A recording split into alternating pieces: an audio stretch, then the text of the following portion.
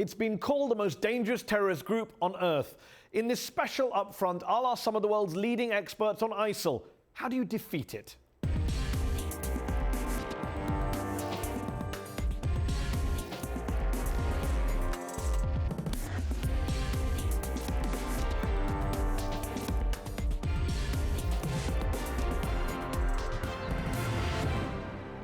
I'm Mehdi Hasan, and in this special edition of the show, we bring together four of the leading authorities on ISIL, people who have studied them closely, sat down with their fighters, to ask what's the group's end game, how seriously should we take them, and can you beat them with bombs? We'll also ask what pushes people from across the world to go and fight for ISIL. Is it Islam, or is it more complicated than that?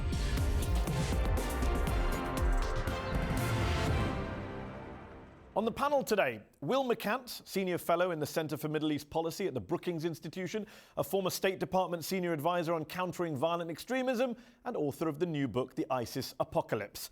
Hassan Hassan is a Fellow at the Tahrir Institute for Middle East Policy and co-author of the book, ISIS, Inside the Army of Terror.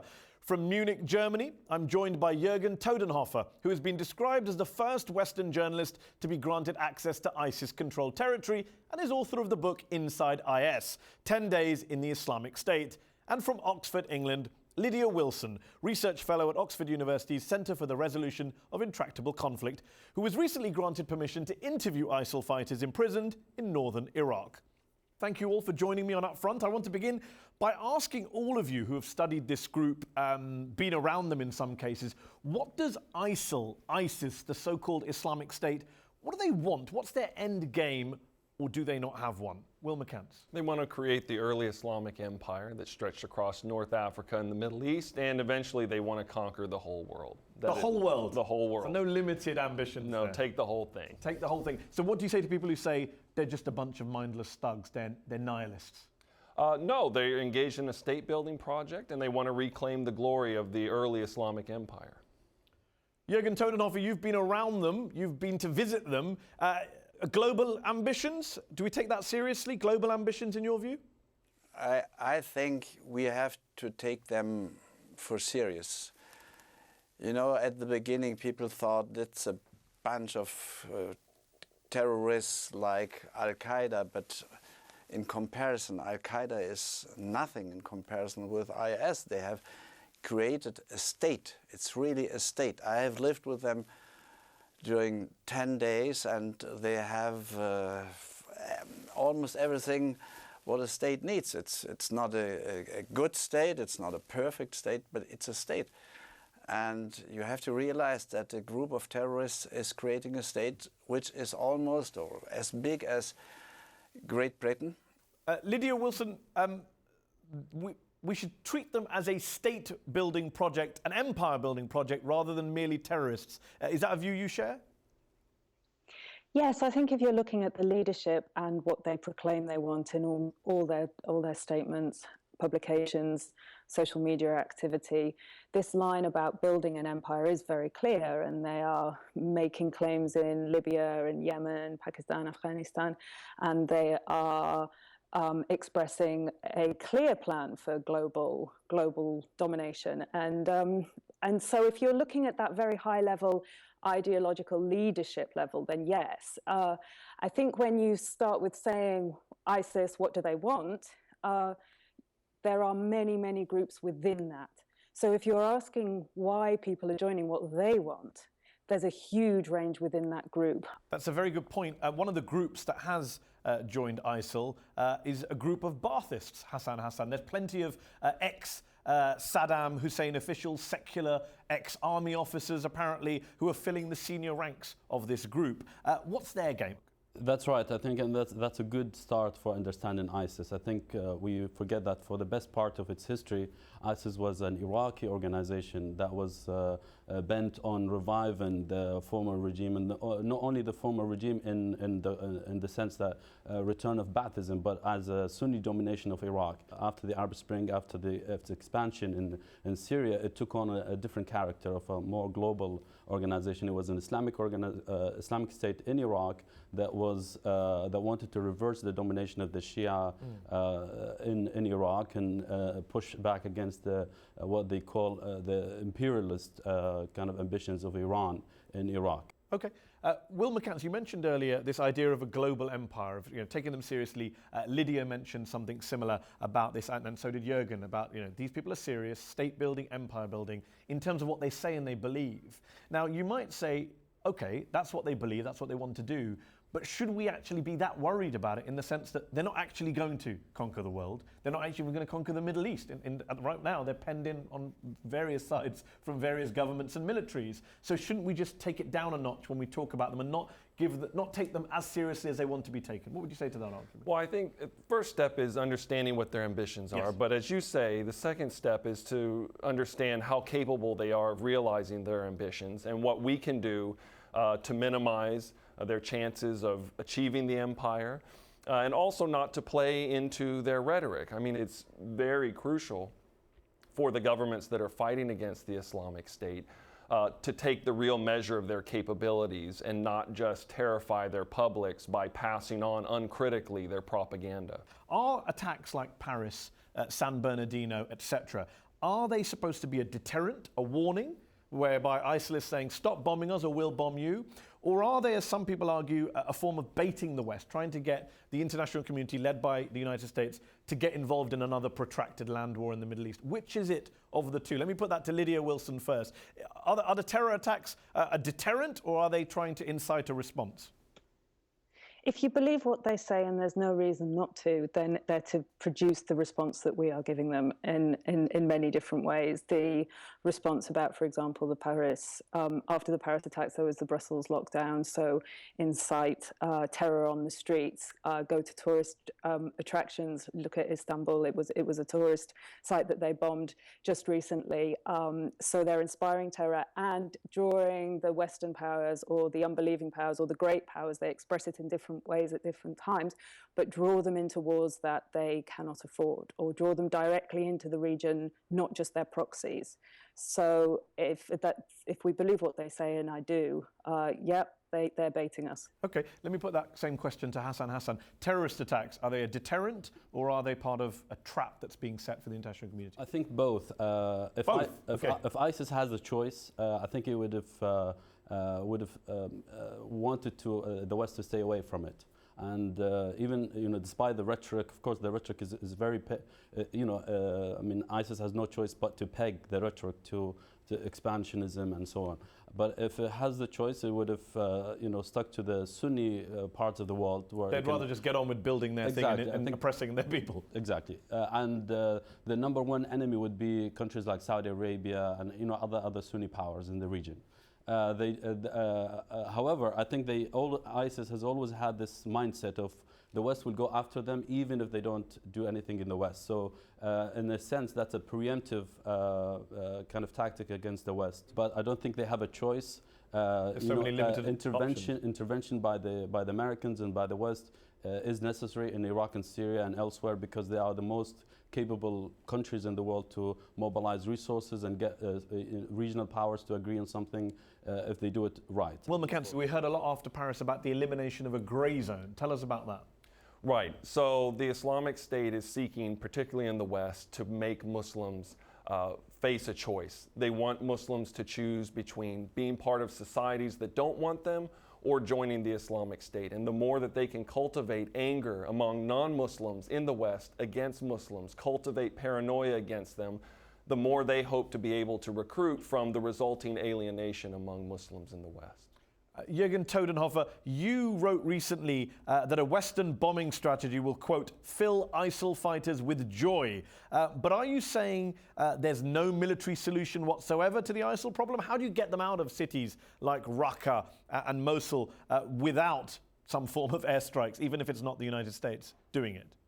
I think the brutality of these terrorists is their strategy. They want the Western governments to overreact, to send bombers, to kill civilians, and this is a terror breeding program. And the second point is they want to spread fear among their enemies, and this is successful too, because the Iraqi army usually is running away. And the third point, they want our politicians in the Western countries to give up central democratic values by putting people in jail without the verdict of a judge, by killing people with drones without the verdict of a judge, by torturing people, as George W. Bush has done. And this is a clear strategy to be brutal, to change the behavior of the enemy. And I just want to say we have started the war on terror by bombarding 14 years ago in Afghanistan and then against Iraq. And at this time we had some 100 international dangerous terrorists, and now we have more than 100,000. So how can we believe that with a strategy has made from out of 100 terrorists, 100,000, that this strategy will work now against ISIS? Okay, we're going to take a pause there. One of the big questions about the rise of ISIL is how they've managed to recruit so many fighters, especially from the West. What motivates those young men and women who go out to Syria and Iraq? Is it faith? Is it Islam? Time for a reality check.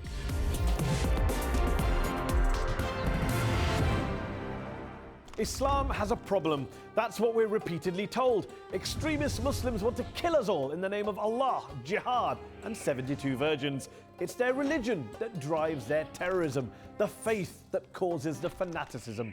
Well, that's the conventional wisdom at least. But as is so often the case, the conventional wisdom on terrorism and terrorists is wrong. Yes, some of the people who join ISIL, who blow stuff up, who kill in the name of God, really think they're doing it for Islam. They believe they're holy warriors, but most aren't motivated by religion. Don't take my word for it. Listen to what Professor Scott Atran, one of the world's leading experts on radicalization, told me last year. If you dialogue with these people, if you look how they actually move into jihad, which is what we do, it's very interesting. There is very little discussion of religion. How about the folks at MI5, the British Domestic Intelligence Agency? An MI5 study found that a large number of those involved in terrorism do not practice their faith regularly. They're religious novices. Just take the recent Paris attacks. Two of the attackers, the Abdus Salam brothers, sold a bar they owned in Belgium 6 weeks before they went on their murderous rampage in France. Bar owners don't exactly fit the jihadi image that you have in your minds, do they? In fact, I'm no Islamic scholar, but I don't remember there being a verse in the Quran saying go forth and fight the jihad, but only after you've sold your bar. How about the Kouachi brothers, who shamefully targeted the staff of Charlie Hebdo? Younger brother Sharif went to the mosque, yes, but went clubbing, made rap music, smoked hash, drank. He couldn't differentiate between Islam and Catholicism, according to a friend. Then there's the two British guys who went off to fight in Syria and who ordered 2 books off Amazon before they left, and they weren't the Holy Quran or the collected sayings of the Prophet Muhammad. They were Islam for dummies and the Quran for dummies. Remember, religious novices, or dummies. Talking of novices and dummies, don't forget the Tsarnaev brothers either. The guys behind the horrific Boston bombings. The elder brother became pretty puritanical, but the younger brother was a dedicated pot smoker who liked listening to rap music and drinking with friends. I could go on and on, right back to 9/11. Some of the 19 hijackers, remember, were reportedly spotted in strip clubs in the days and weeks before the attacks. That's the thing about so-called religious terrorists. They tend not to be all that religious. So if you truly want to understand why people are joining groups like ISIL, you're going to have to go beyond religion.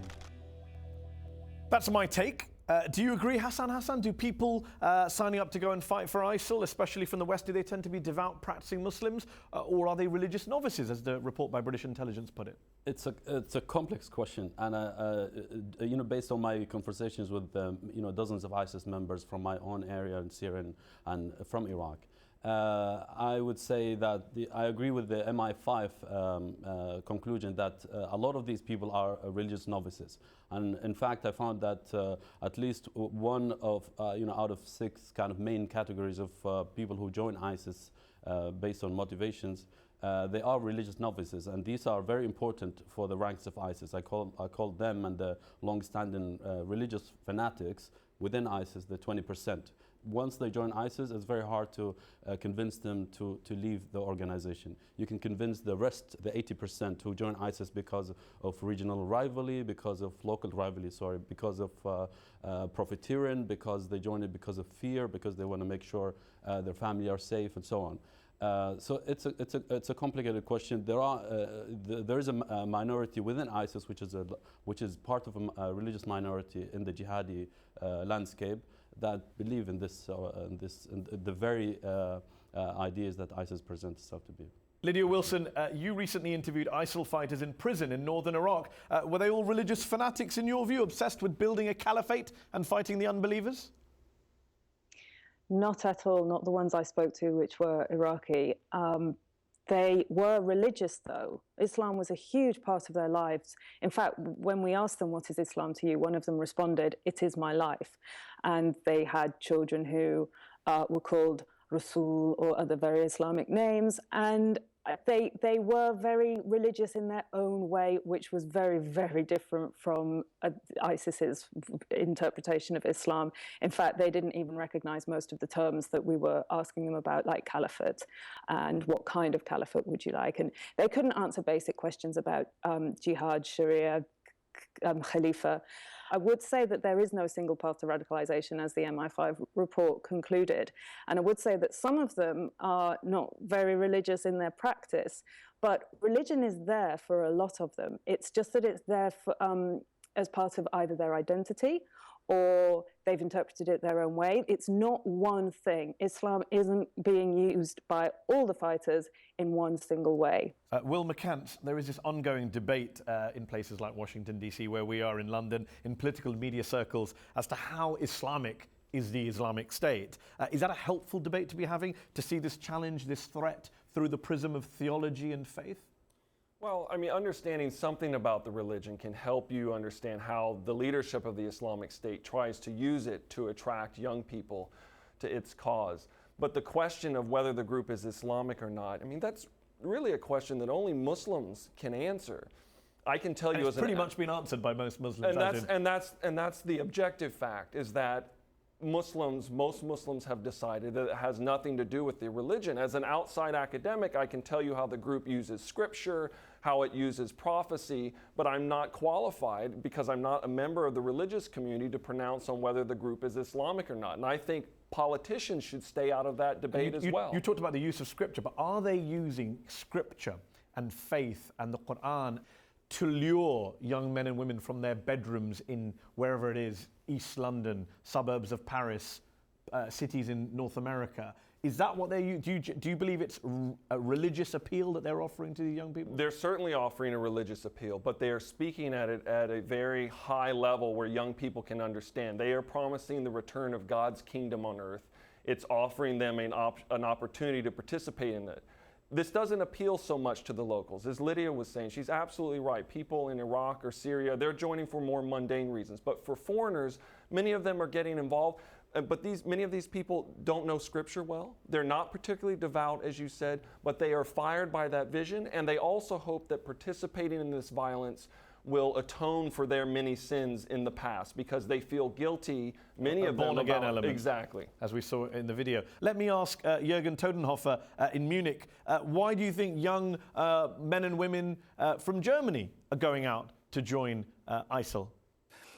I think they believe that they are believers, but they are, as far as the Quran is concerned, illiterates. For example, I asked them the question, I said, 113 of 114 surahs start with the words, in the name of God, the most merciful, the most gracious. Where is your mercy? I asked this question at least to 30 people. I never got an answer. But the main point is, these young people usually were nothing before. And now they are told that they are heroes, that they play a very important role in an apocalyptic final battle between good and evil. And they think that they are in a film and they are playing a wonderful role, and therefore they are ready to do everything. And Lydia, you've interviewed fighters in Iraq. Deal with the Iraq war point, because a lot of Muslims say stop blaming Islam for ISIL and start blaming the Iraq war. That's where it's began. What do you say to that argument? I don't know why we should always be looking for one cause. Nothing has one cause. The Iraq War created conditions that were quite frankly perfect. So it played a huge role, but it wasn't the only cause. We had Islamic extremism before the 2003 invasion, because look at 9/11. Yeah. Not like the Iraq invasion created the ideology. Perfect segue there. Let me put that point about ideology to Hassan Hassan. The New York Times ran an op-ed recently by the award-winning Algerian novelist Kamal Daoud, who said Daesh, ISIL, has a mother, the invasion of Iraq, but it also has a father, Saudi Arabia and the religious industrial complex. It's a common criticism about the overlap in ideological terms. The Saudis would say it's unfair. They've condemned ISIL. They've bombed ISIL. They're the victim of ISIL attacks. Where do you stand on this debate? In terms of ideology, it's more complicated. I think there's a tendency to blame the Saudi form of Islam for the rise of ISIS, but that's belied by so many factors. First, how do you justify the fact that there are so many Tunisians within ISIS? How do you explain the fact that the majority of jihadists, in fact, not only ISIS, come from countries that fended off Wahhabism in their countries? They come from Syria, they come from Palestine, they come from Tunisia, from name it, from Afghanistan. Afghanistan is a different school of thought than the one in Saudi Arabia. How do you explain the fact that the Taliban and the Saudis or the ISIS are behaving in the same way? That's wider than Wahhabism. Will McCants, do you agree with that it's unfair to blame it in that way? Well, I mean, as Hassan says, it's complicated. When the Islamic State needed textbooks in Raqqa, and they didn't have any, they downloaded textbooks online from Saudi Arabia. They used the Saudi official textbooks because theologically, jurisprudentially, there's not much difference between the kind of Islam of ISIS and the kind of official Islam you find in Saudi Arabia. The big difference is in their politics, of course. The Saudi state tried 3 times to establish itself. They had the same level of brutality, the same theology undergirding it, very us versus them. The first 2 states failed because the leadership could not cut deals with powerful neighbors. The 3rd state succeeded because the man at the top had some realpolitik in him, and it has led them on a very different political course, as Hassan has said, and they have been very much a victim of Islamic State violence. But theologically and legally, they are quite close. Let me ask you all briefly, if the Prime Minister of the UK, or the President of France, or the King of Jordan, or the President of the United States rang you up and said, what should the anti-ISIL coalition be doing that we're not doing right now? What one thing would you advise them to do? Let me begin with you, Jurgen Todenhoft, briefly. To change the strategy completely, to stop bombarding, to stop delivery of weapons, to close the borders, and to try to make peace in Iraq and in Syria, which means also to talk with the rebels and also to talk with Assad. Hassan, let me put the same question to you, but also deal with the Assad point, because many people would say Assad is one of the recruiting sergeants for ISIL, is one of the causes of the rise of ISIL. So what would you be advising the government? Absolutely. In Iraq, Shia have been very effective against ISIS in their areas. Kurds have been effective against ISIS in their areas. Sunnis were left alone without needed help to fight ISIS, and that's why ISIS expanded in these areas. And these Sunni forces, insurgency, not in a sectarian sense, but in a demographic sense, in the sense that they dominate the country that is Syria. Unless you understand their main grievance, which is Assad, and understand that they cannot prioritize ISIS over Assad, you cannot win this war. Lydia Wilson, can you bomb an ideology, a movement like ISIL out of existence?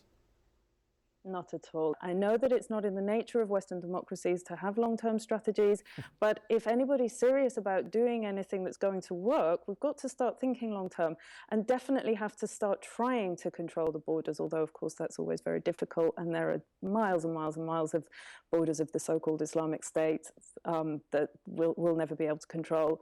But we could try and stop the flow of arms and fighters and so on, and money and resources of all sorts, expertise, those sorts of things that the Islamic State would struggle without such a free flow. Will McCants, let's say the strategy works and they are eliminated. What is the risk of another group, 6 months, 9 months, a year down the line, turning up and taking their place? The risk is very high because of the underlying political dysfunction and the alienation of the Sunni Arab tribes that's fueling the conflict in Syria and Iraq, and the fact that you have no strong military force on the ground that can put a lid on the insurgency, and couple that with the political meltdown in Middle East and North Africa. There's just so many more places for them to go, catch their breath, and then come back and do damage. Thank you all for joining me on UpFront in this very important discussion about ISIL. UpFront will be back next week.